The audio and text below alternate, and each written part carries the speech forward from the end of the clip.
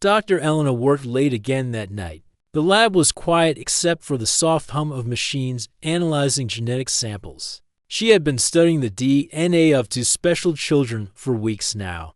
These weren't ordinary kids. They lived in a small settlement on one of Jupiter's moons with their mother, Sarah. Elena sipped her coffee and looked at the computer screen. The results were taking longer than usual, but she didn't mind. She enjoyed her work at the Space Research Station. Every day brought new discoveries about life beyond Earth. Sarah had arrived 3 years ago in a damaged spacecraft. She claimed to come from a distant star system called Kepler 442. The woman was unusual in many ways. Her skin had a pale, almost glowing quality that seemed to shine in certain lights. She was incredibly strong, stronger than any human Elena had ever met. Most interesting of all, Sarah couldn't handle bright lights very well. She always wore dark glasses and stayed in dimly lit areas. The research team had nicknamed her the vampire alien because of these strange traits. But Sarah was kind and gentle, especially with her twin children. The kids, named Kai and Luna, were about 8 years old now. They had their mother's pale skin, but seemed more comfortable in normal lighting than she was. Elena's computer beeped. The genetic analysis was complete. She leaned forward, expecting to see the usual alien DNA patterns they had found in other samples from Zara's people. Instead, what appeared on her screen made her drop her coffee cup. The paternal DNA was completely human. Not just similar to human, it was exactly human. The computer had even found a match in Earth's genetic database. Elena stared at the screen in shock. How could this be possible? She ran the test again, thinking there must be a mistake. Maybe the samples got mixed up somehow, but the results came back the same. The father of these children was definitely human, and according to the database, he was someone from Earth. Elena's mind raced. If the father was human, that meant either Zara wasn't entirely alien, or somehow a human had traveled to her home world and back. But that was impossible. Humans had never been to the Kepler system. It would take hundreds of years to travel that far with current technology. She printed out the results and studied them carefully. The children's DNA showed a fascinating mix. Half of their genetic code was clearly from their mother, and that part was unlike anything in Earth's databases. It showed adaptations for living in low-oxygen environments, enhanced healing abilities, and improved night vision. The other half was purely human, with genes that matched populations from East Asia. Elena felt her heart racing. This discovery could change everything they thought they knew about space travel and contact with other worlds. She needed to tell someone. But who, and what would this mean for Zara and her children? The next morning, Elena could barely contain her excitement as she prepared to meet with Commander Harrison, the head of the research station. She had barely slept, her mind spinning with possibilities and questions. Commander Harrison was a practical man who had seen many strange things during his years in space. But when Elena showed him the genetic results, even he looked surprised. "Are you absolutely certain about this?" he asked, studying the printouts carefully. "I've run the tests 5 times, Elena replied. "The results are always the same. The father of those children is human, and he's in our genetic database." Harrison was quiet for a long moment. "Do we know who he is?" Elena nodded. "According to the database, his name is listed as Dr. David Chen. He was a molecular biologist who disappeared during a deep space mission 6 years ago. He was presumed dead when his ship lost contact with Earth." The commander's expression grew serious. "This information needs to be classified immediately. We can't let word of this spread until we understand what it means." Over the following days, Elena found herself thinking about Zara and her children constantly. She watched them during their daily activities in the settlement. The kids played just like human children, laughing and running around. But sometimes she noticed things that seemed unusual, like how they never seemed to get tired, or how they could see perfectly in areas that were too dark for humans. Zara herself remained mysterious. She was always polite when Elena visited, but she seemed to hold back information. Elena began to wonder if Zara knew more about her children's father than she had revealed. One evening, Elena was observing the family through the settlement's monitoring system when she noticed something strange. Kai had fallen and scraped his knee badly. Any normal child would have been crying and bleeding, but within minutes, the wound had healed completely, leaving no trace of injury. Elena made a note in her research journal. The children's healing abilities were far beyond anything human, yet their DNA showed they were half human. How was this possible? She began to research Dr. Chen's background. He had been a brilliant scientist, specializing in genetic adaptation and evolution.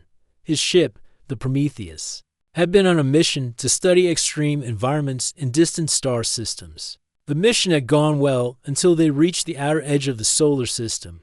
Then, suddenly, all communication stopped. 6 months later, the Prometheus returned to Earth. Most of the crew was accounted for, but Dr. Chen was missing. The crew reported that he had been killed in an accident during their mission. His body was never recovered. Elena stared at the mission reports. Something didn't add up. If Chen had died 6 years ago, how could he be the father of children who were only 8 years old? The timeline didn't make sense. She decided to dig deeper into the Prometheus mission files. What she found made her even more confused. The mission had been classified after the crew's return. Most of the details were blocked from her access level, but Elena was determined to find answers. She began to piece together clues from the available information. The Prometheus had been exploring star systems in the direction of Kepler 442, the same system where Zara claimed to be from. As Elena continued her investigation, she realized that this discovery was bigger than just one family. It could change humanity's understanding of their place in the universe, but it also put Zara and her children in a difficult position. If the government found out about the human DNA, they might want to study the children or use them for research. Elena felt a growing sense of responsibility. She had uncovered this secret, and now she had to decide what to do with it. The children deserved to have a normal life, but the implications of their existence were too important to ignore. She made a decision that would change everything. She would continue investigating, but she would also protect Zara and her children. Whatever the truth was about their father, Elena was determined to find it while keeping the family safe. The discovery had opened a door to questions that Elena never imagined she would face, but she was ready to find the answers, no matter where they led. Commander Harrison wasted no time. The very next morning, he called Elena into his office and closed the door behind her. His face was serious as he activated the room's security systems. "What we discovered yesterday stays between us for now," he said firmly. "I'm launching a full investigation, but it has to be done quietly. We can't let anyone else know about this until we understand what we're dealing with." Elena nodded, though she felt uneasy about keeping such important information secret. "What do you want me to do?" "Keep studying the children, but be careful. Don't let Zara know what you found. I need you to document everything about Kai and Luna, their abilities, their behavior, anything unusual." Over the next few weeks, Elena spent more time with the children. She told Zara she was doing routine health checks, which wasn't entirely untrue. But what she discovered amazed her more each day. Kai and Luna were extraordinary. They could hold their breath underwater for over 20 minutes without any trouble. When they played outside in the thin atmosphere of the moon, they seemed perfectly comfortable while human children would have needed breathing equipment. Elena watched Luna solve complex puzzles that would challenge most adults. The girl's mind worked incredibly fast, making connections that seemed impossible for an 8-year-old. Kai showed similar intelligence, but his talents seemed more physical. He could jump twice as high as any human child and had reflexes that were almost supernatural. The most remarkable thing was their healing ability. Elena had seen Kai's scraped knee heal completely in minutes, but she discovered it went much further than that. When Luna accidentally cut her finger on a piece of metal, the wound closed itself within seconds. There wasn't even a scar left behind. Elena carefully documented everything in her private research files. The children weren't just half human. They seemed to have the best qualities of both species. They had human creativity and emotions. but enhanced physical abilities that came from their mother's side. Meanwhile, Commander Harrison was conducting his own investigation. He had contacts in Earth's government who could access classified files. What he learned made him even more concerned about the situation. "Elena, we need to talk," he said one evening, calling her to his office again. "I've been looking into Dr. Chen's disappearance, and I found something disturbing." He showed her a tablet with several files open. The Prometheus mission wasn't the only one to lose crew members. Over the past 10 years, at least 6 deep space missions have reported people going missing. In each case, the crew claimed the missing person died in an accident, but no bodies were ever found. Elena studied the files. The missing crew members were all scientists, biologists, geneticists, and researchers who specialized in studying life in extreme environments. Do you think they're all connected somehow? I don't know, but I'm starting to think Dr. Chen might not be the only human who ended up wherever Zara comes from, Harrison replied. And if that's true, then we're dealing with something much bigger than one family. Elena felt a chill run down her spine. What if these people didn't die in accidents? What if they were taken somewhere? Harrison nodded grimly. That's exactly what I'm afraid of. But taken where, and by whom? The investigation took a new turn when Harrison received a message from Earth's intelligence services. They had been monitoring communications from the research station and noticed the increased security measures. Someone wanted to know what was happening. "We're running out of time," Harrison told Elena. "If Earth's government finds out about the children, they'll want to study them. They might even take them away from Zara for research purposes." Elena's heart sank. She had grown fond of Kai and Luna during her observations. They were just kids who wanted to play and learn, not scientific specimens to be studied. "We can't let that happen." "I agree, but we need more information. I want you to try talking to Zara. See if you can get her to tell us more about where she comes from and how she met the children's father." Elena approached Zara carefully. The woman was always friendly, but Elena sensed she was holding back important information. One afternoon, while the children were playing nearby, Elena decided to take a chance. "Zara, can I ask you something personal?" Elena said, sitting down beside her. Zara looked up from the book she was reading. "Of course." "The children's father, was he really from your world?" Zara's expression changed. For a moment, Elena saw something like pain in her eyes. "Why do you ask?" "I've been studying their genetics for my research. There are some interesting patterns in their DNA that I don't fully understand." Zara was quiet for a long time. Finally, she spoke. "Their father was a good man. He was different from others of my kind." "Different how?" "He had ideas about bringing our peoples together. Many of my kind thought it was dangerous, but he believed it was necessary for both our survival." Elena felt like she was getting closer to the truth. "Is he still alive?" Zara's eyes filled with tears. "I don't know. We were separated when I had to leave our world. I came here hoping to find him, but..." She trailed off. "Zara, I think he might have come from Earth originally." The woman's reaction was immediate. Her face went pale, and she stood up quickly. "How do you know that?" Elena realized she had revealed too much. "I'm sorry. I didn't mean to upset you. I just want to understand so I can help protect you and the children." Zara looked around nervously, as if someone might be listening.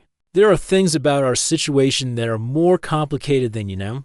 If certain people find out the truth about my children, it could be dangerous for all of us." "What kind of danger?"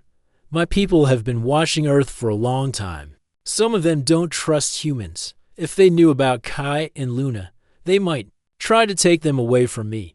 Elena felt a growing sense of urgency. "Are you saying there are more of your people out there?" Before Zara could answer, Kai came running over to them. "Mom, look what I found." He held up a strange, glowing crystal that pulsed with soft light. Zara gasped and quickly took the crystal from him. "Where did you find this?" "It was buried in the dirt near the old communication tower," Kai said proudly. Elena watched as Zara examined the crystal carefully. The woman's hands were shaking slightly. "Zara, what is that thing?" "It's a message beacon." Zara whispered, "Someone from my world has been here. Elena felt her heart racing. When? Recently? I don't know. These beacons can stay active for years. Zara looked directly at Elena. But if they left this here, it means they're looking for me. As Elena processed this information, she realized the investigation had just become much more complicated. Not only was there a mystery about the children's father, but now it seemed like other members of Zara's species might be searching for them. That night, Elena couldn't sleep. She kept thinking about everything she had learned. The missing crew, members, the strange crystal, and Zara's obvious fear about her people finding her. It all pointed to something much bigger than a simple case of interspecies romance. She made a decision. Tomorrow, she would tell Commander Harrison about the crystal and push harder for answers. The safety of Zara and her children might depend on uncovering the truth before someone else did. But Elena had no idea that their time was already running out in the depths of space. A ship was approaching their moon, a ship that had been searching for Zara for 3 long years. Elena rushed to Commander Harrison's office early the next morning, clutching the photos she had taken of the crystal. Her hands were shaking as she knocked on his door. "Come in." Harrison called out. When he saw Elena's face, he immediately knew something important had happened. "What is it?" Elena showed him the pictures of the glowing crystal. "Zara says this is a message beacon from her people. Someone has been here looking for her." Harrison studied the images carefully. "How long has this been here?" "She doesn't know. It could be days, weeks, or even months." "But Harrison, there's something else." Elena took a deep breath. "I think Zara's ready to tell us the truth about everything." That afternoon, Elena sat down with Zara in the settlement's common area. The children were playing outside, giving them privacy to talk. Zara seemed nervous, but also relieved, as if she had been carrying a heavy burden for too long. "I need to tell you something that might be hard to believe," Zara began. "My people, we're not really aliens." Elena leaned forward, confused. "What do you mean?" "We're human, or rather, we were human a very long time ago." Zara's voice was soft but steady. "Thousands of years ago, my ancestors left Earth during a time of great disaster. They traveled to distant worlds and settled on a planet we call Nyx Prime." Elena felt her mind spinning. "You're saying your people are originally from Earth?" "Yes. Over many generations, we adapted to our new world. Nyx Prime has very little sunlight and dangerous radiation levels. We developed the traits you see in me: pale skin that glows in darkness, enhanced strength to survive in low gravity, and sensitivity to bright light because we evolved in perpetual twilight." "But you look so different from us," Elena said, trying to process this information. "Evolution works quickly when survival depends on it," Zara replied. "We also learned to use advanced technology to help us adapt. Over time, we became something between what we were and what we needed to be." Elena was amazed. "So when Dr. Chen arrived on your world, he wasn't meeting aliens. He was meeting distant cousins who had been separated from Earth for thousands of years." Zara's eyes grew. "Sad. David was the first person from Earth to reach our world in all that time." "David? You mean Dr. Chen?" Zara nodded. "His ship crashed on Nyx Prime 6 years ago. He was badly injured, but our healers saved him when he recovered. He was fascinated by our history and how we had evolved." Elena felt pieces of the puzzle clicking into place. "What happened between you two?" A small smile crossed Zara's face. "David was brilliant and kind. He spent months learning about our culture and sharing stories about Earth. He helped us understand how much our home world had changed since our ancestors left." "But there were problems, weren't there?" Elena asked, remembering Zara's earlier comments about danger. "Yes, my people are divided about Earth. Some believe we should reconnect with our original home and help each other.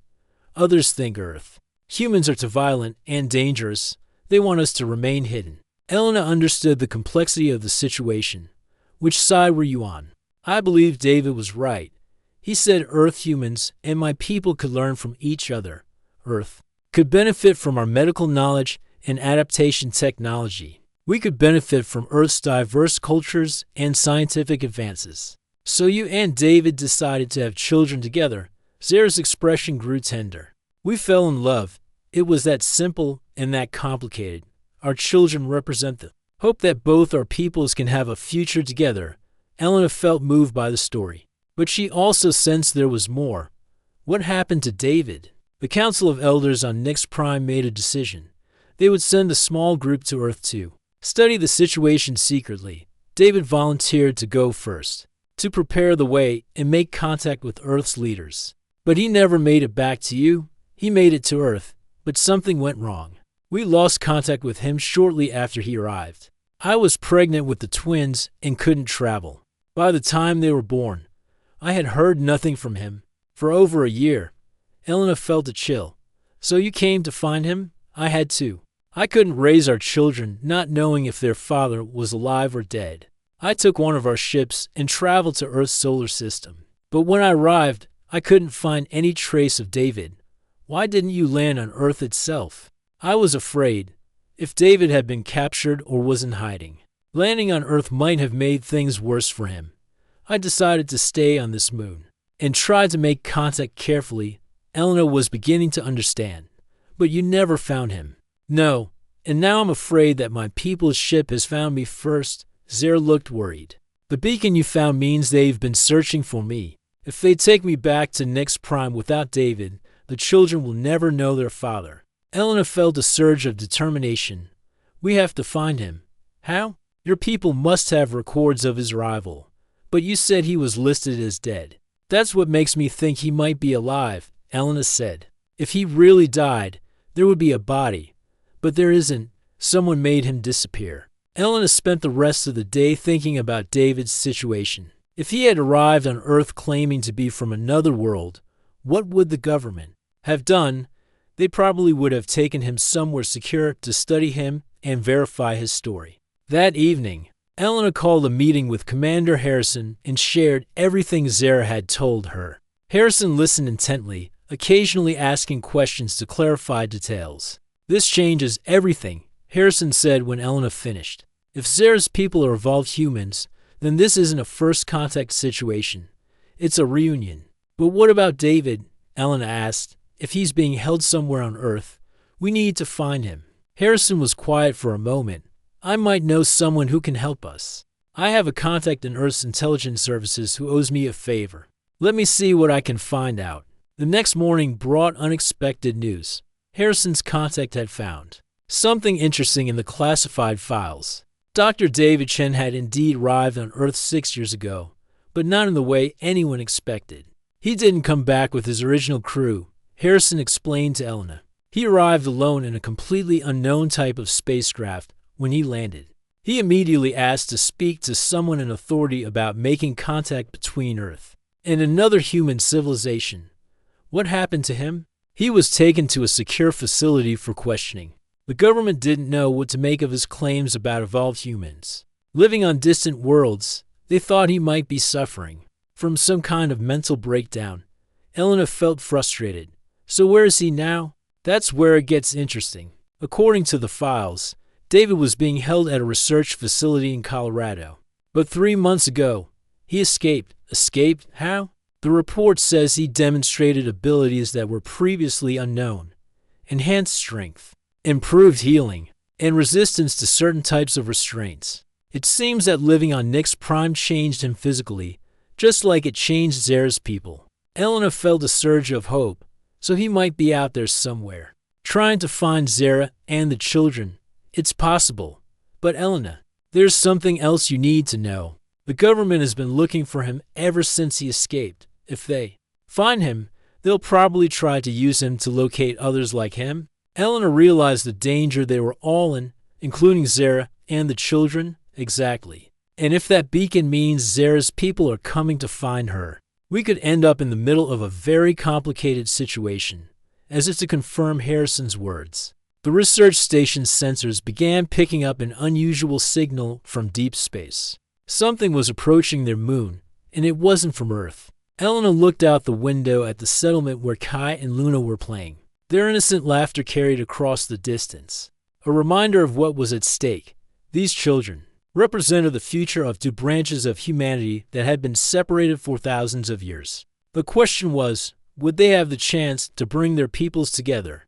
Or would fear and misunderstanding tear them apart? Elena knew that whatever happened next would determine not just the fate of one family, but the future of human civilization itself. Part 4. The confrontation with research station's alarms began blaring at dawn. Elena woke up to flashing red lights and urgent announcements over the communication system. She quickly dressed and ran to the command center, where Commander Harrison was already coordinating with his team. "What's happening?" Elena asked, trying to catch her breath. "We have 2 ships approaching the moon," Harrison said grimly. "One from Earth, one from somewhere else entirely, and they're both heading straight for us." Elena's heart sank. "How long do we have?" "The Earth ship will arrive in about 6 hours. The other one, we're not sure. It's using technology we don't recognize." Elena rushed to the settlement to find Zara. The woman was packing belongings into a small bag while Kai and Luna sat nearby. Looking confused and frightened, "Zara, we need to talk," Elena said urgently. "I know what's happening," Zara replied, without looking up. "I can feel them coming. My people have found me. Are you afraid of them?" Zara stopped packing and sat down heavily. "I'm afraid of what they might do. The council sent me away because I fell in love with David," they said. "I was a traitor for wanting to reconnect with Earth." Elena knelt beside her. "But you came here to find David. That shows you're willing to take risks for what you believe in." "I came here for my children," Zara said, looking at Kai and Luna. "They deserve to know their father. But now I've put everyone in danger." Meanwhile, Commander Harrison was dealing with his own crisis. The approaching Earth ship was carrying government officials who wanted to take control of the situation. They had somehow learned about Zara and the children, and they were coming to claim them for research purposes. "Sir, we're receiving a message from the Earth vessel," one of Harrison's officers reported. Harrison accepted the transmission. A stern-faced woman appeared on the screen, wearing the uniform of Earth's Space Security Division. "Commander Harrison, I'm Director Walsh. We're here to collect the alien specimens you've been hiding from Earth Command." "Director Walsh, these aren't specimens. They're a family seeking refuge," Harrison replied firmly. "Don't make this difficult, Commander. We have authorization to take whatever measures necessary to secure these beings for Earth's security." Harrison ended the transmission and turned to Elena, who had just returned from the settlement. "We're out of time. Earth's government wants to take Zara and the children, and her people are coming to take them back. We're caught in the middle." Elena felt desperate. There has to be another way. These children shouldn't be treated like property. "I agree, but we don't have much choice unless—" Harrison paused, looking thoughtful. "What if we tried to contact both ships and arrange a meeting? Maybe we can convince them to work together instead of fighting over the family." It was a risky plan, but Elena agreed it was their only option. They sent messages to both approaching ships, requesting a peaceful meeting to discuss the situation. The response from Earth's ship was immediate and negative. Director Walsh refused to negotiate with what she called alien threats. The response from the other ship was different. A voice spoke in a language Elena didn't recognize, but then switched to perfect English. "We are here for our people. We do not wish conflict with Earth, but we will not allow our family to be taken." Elena felt a chill when she heard the voice. It was strong and authoritative, but also familiar somehow. She had heard similar speech patterns from Zara. Hours passed as both ships drew closer. Elena spent the time with Kai and Luna, trying to keep them calm. The children seemed to sense the tension around them, but they were remarkably brave. "Elena, will we be safe?" Luna asked, holding her hand tightly. "I'm going to do everything I can to protect you," Elena promised, though she wasn't sure how she would keep that promise. As the Earth ship entered orbit around the moon, Elena received an unexpected message on her personal communicator. The voice was weak but unmistakably human. "Elena, this is David. I'm aboard the ship from Nix Prime. I need to speak with Zara." Elena's heart leaped. "David, you're alive. I'm alive, but I'm not well. The escape from the government facility took everything out of me. I've been hiding on Earth for months, but when I heard about the beacon, I knew I had to find a way to reach Zara and the children.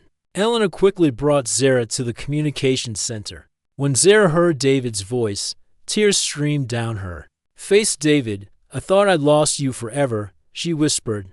"I'm sorry, Zara. I wanted to come back to you sooner, but Earth's government has been hunting me. When I finally managed to contact my people, they agreed to help me reach you. Are you safe now? For the moment.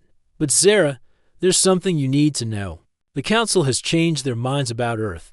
They want to establish peaceful contact, but they're afraid Earth's government will try to capture our people for study." Eleanor realized this was the breakthrough they needed. "David, both ships are here now. Earth's government wants to take Zara and the children. Can you convince your people to work with us instead of against us?" "I can try, but it depends on what Earth's representatives are willing to offer." The next few hours were tense as Elena and Commander Harrison worked to arrange a meeting between all parties. Director Walsh initially refused, but when she learned that the other ship contained technology far more advanced than anything Earth had seen, she became more interested in negotiation. The meeting took place in the research station's main conference room. Elena watched nervously as representatives from both ships faced each other across the table. Director Walsh sat with two other Earth officials, while three figures in dark robes represented Zara's people. Elena was shocked when one of the robed figures removed their hood, revealing David. He looked pale and thin, but his eyes were bright with determination. "David," Zara gasped, seeing him for the first time in years. "Hello, Zara," he said softly. "I've missed you so much." Director Walsh interrupted the reunion. "Dr. Chen, you're wanted by Earth's government for questioning about your unauthorized contact with foreign entities." "These aren't foreign entities," David replied calmly. "They're our cousins who left Earth thousands of years ago. We have the same ancestors, the same basic DNA. That's exactly why we need to study them," Walsh said. "Think of what we could learn about human adaptation and evolution." One of the other robed figures spoke up. "We did not come here to be studied like laboratory animals. We came to retrieve our family and assess whether Earth is ready for renewed contact." Elena could see the meeting was about to break down. She stood up, her heart pounding. "Wait," she said, "everyone here wants the same thing. We all want to understand each other and keep our people safe. But we're going about it the wrong way." She looked at Kai and Luna, who were watching from the doorway with wide eyes. "Those children represent the future of both our peoples. They're not specimens to be studied or prizes to be won. They're kids who deserve to grow up with both their parents, learning about both their heritages." Ellen turned to Director Walsh. "You want to learn about their abilities and technology. They want to assess whether Earth is ready for contact. Why not work together? Set up a joint research program where both sides can learn from each other. And if we refuse," Walsh asked. David spoke up, "then we'll leave, and you'll never see us again. Earth will remain isolated, and both our peoples will be poorer for it." The room fell silent as everyone considered Elena's proposal. Finally, one of the robed figures stood up and removed their hood, revealing a woman with the same pale, luminescent skin as Zara. "I'm Elder Lyra, leader of this delegation," she said. "We came here expecting to find our people in prison or under threat. Instead, we find humans who have cared for them and protected them. This gives us hope." Director Walsh looked uncertain. "I'll need to consult with my superiors while you're deciding." David said, "I'd like to spend some time with my family. I've been away from them for far too long." Elena watched as David was finally reunited with Zara and their children. The joy on their faces reminded her why she had fought so hard to protect them. Whatever happened next, this moment made it all worthwhile. But Elena knew the real test was yet to come. The decisions made in the next few hours would determine whether humanity would move forward together or remain divided by fear and suspicion. 3 days passed as both sides considered Elena's proposal. During this time, something beautiful began to happen. The researchers from Earth started talking with the visitors from Nyx Prime, sharing knowledge and stories about their different worlds. Elena watched as barriers slowly came down. Dr. Rodriguez, the station's medical officer, spent hours discussing healing techniques with one of the next prime healers. The engineering team was fascinated by the advanced technology that had allowed Zera's people to travel between star systems. Meanwhile, David was recovering his strength while spending precious time with his family. Elena often saw them together in the settlement's garden, with Kai and Luna showing their father everything they had learned during his absence. "Papa, watch this," Kai exclaimed one afternoon, demonstrating how he could jump incredible heights. David smiled with pride. "You're both amazing. You have the best of both worlds inside you." Luna, always the more thoughtful of the twins, asked a question that made everyone pause. "Papa, why can't all people just be friends like we are here?" David knelt down to her level. "Sometimes grown-ups forget that we're all part of the same big family, but you and your brother are going to help remind them." On the fourth day, Director Walsh received new orders from Earth. The message she shared with the group was surprising.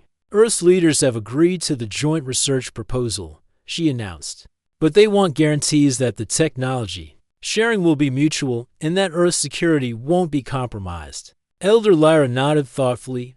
"Our council has also reached a decision. We're willing to establish a small research station here, but we want assurance that our people won't be treated as test subjects." Elena felt hopeful for the first time in days. "So we're moving forward with cooperation." "It appears so," Director Walsh said, though she still looked somewhat skeptical. "But there will be conditions from both sides." Commander Harrison stepped forward. "What kind of conditions?" Elder Lyra spoke first. "We want the research station to be jointly managed. Equal numbers of Earth scientists and Next Prime researchers. All discoveries must be shared between both worlds." "And from Earth's side," Director Walsh added, "we need complete transparency about your people's capabilities and technology. No hidden agendas." Elena looked at David and Zera. "What do you both think?" David took Zera's hand. "We think it's a chance to build the future we always dreamed of. A future where our children can grow up knowing both their heritages." Zera nodded. "But we want to be part of this research station. Our family has brought these two peoples together. We should be here to help guide the way forward." Over the following weeks, Elena watched as plans for the joint research facility took shape. The station would be built on the moon where they already lived, expanded to accommodate researchers from both worlds. The most exciting part was watching Kai and Luna adapt to their new role as bridges between the two communities. The children moved easily between groups, translating not just languages, but cultural differences. Elena observed Luna helping an Earth botanist understand how Next Prime plants adapted to low light conditions. The girl's natural intelligence and patience made her an excellent teacher. Kai, with his physical abilities, worked with the engineering teams to test new equipment designs. His unique combination of human creativity and enhanced Next Prime strength led to several breakthrough discoveries. "They're naturals at this," Elena told David as they watched the children work with the research teams. David smiled proudly. "They represent something neither of our peoples has seen before. They're truly citizens of both worlds." 3 months later, the joint research station was officially opened. Elena stood in the new main laboratory, watching scientists from Earth and Next Prime working side by side. The collaboration was producing amazing results. Dr. Rodriguez had learned healing techniques that could help humans recover from injuries twice as fast as before. The Next Prime healers, in return, were fascinated by Earth's medical technology and how it could be adapted for their people. The engineering teams had developed new spacecraft designs that combined Earth's manufacturing capabilities with Next Prime's advanced energy systems. The first test flights were scheduled for the following month, but perhaps the most important discovery came from studying Kai and Luna themselves. The children's unique genetics showed that humans could adapt to life on other worlds much more easily than anyone had thought possible. "This changes everything we know about human space exploration," Elena explained to a group of visiting scientists from Earth. "With the right preparation, humans could live comfortably on dozens of different worlds." Elder Lyra, who had become a close friend during the months of cooperation, nodded in agreement. "Our ancestors proved that humans are incredibly adaptable. Given time and the right conditions, We can thrive anywhere. Elena had been offered a promotion to head the new genetics research division, but she turned it down. Instead, she chose to continue working directly with families like Zara's, helping other mixed couples who were beginning to emerge as the two peoples grew closer. "Why did you refuse the promotion?" Commander Harrison asked her one day. Elena smiled as she watched Kai and Luna playing with children from both Earth and Nyx Prime. "Because this is where the real work is happening. These kids are going to grow up thinking it's completely normal for humans from different worlds to be friends and family." A year after the discovery that changed everything, Elena received an unexpected visitor. A young woman arrived at the research station, claiming to be from another group of evolved humans living in a different star system. "We heard about what you've accomplished here," the woman explained. "There are others out there, descendants of humans who left Earth at different times and adapted to different worlds. We like to make contact too." Elena looked at Zara and David, who were now working as cultural advisors for the research station. Their story had opened the door to a much larger reunion. "How many others are there?" Elena asked. "We don't know for sure, but our records suggest at least 6 other colonies scattered across this part of the galaxy, all descendants of Earth, all adapted to their own unique environments." Elena felt a thrill of excitement. The discovery of Kai and Luna's human father had been just the beginning. Humanity wasn't alone in the universe. They were part of a vast family that had been separated by time and distance, but was now ready to come together again. As Eleanor prepared for this new phase of discovery, she often thought about how it all started with a simple genetic test. She had been looking for alien DNA and instead found the key to humanity's future among the stars. Kai and Luna, now 9 years old, had become symbols of hope for people from all the human worlds. They showed that differences between peoples could be strengths rather than barriers. One evening, as Elena watched the sunset from the research station's observation deck, Luna came up beside her. "Elena, do you think there are other kids like Kai and me out there?" the girl asked. "I'm sure there are," Elena replied. "And someday you'll probably meet them." Luna smiled. "I hope so. It would be nice to have friends who understand what it's like to be from two worlds at once." Elena put her arm around the girl's shoulders. "You know what? I think you're going to have more friends than you can imagine. Your story has shown everyone that being different isn't something to fear. It's something to celebrate." As the stars began to appear in the darkening sky, Elena realized that each point of light might represent another branch of the human family waiting to be reunited. The discovery that started with one family had opened the door to a future where humanity could spread across the galaxy while remaining connected by their shared heritage. The vampire alien woman's children had indeed changed everything, but not in the way anyone expected. They had shown that love could bridge any gap, and that the future belonged to those brave enough to embrace both their past and their destiny among the stars.